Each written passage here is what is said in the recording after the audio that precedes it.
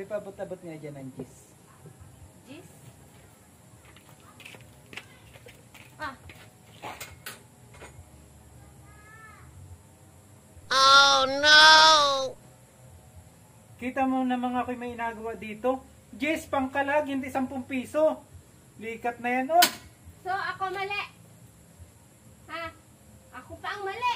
Binigyan na kitang 10 o gis. Pasensya na. Kabot naman ako ng gis. At higpitan ko lang nga rin. Ayusin ko sa sunod. Kaya ang pagkakalupit. Common sense man lang naman. Alam na ako'y may nagawa din sa sakyan. May pangigpit ko gadini yung 10 piso na yun. Ano? Ano sabi mo? Wala! Ryan, linawin mo utos sa sunod. Kung gayan baga.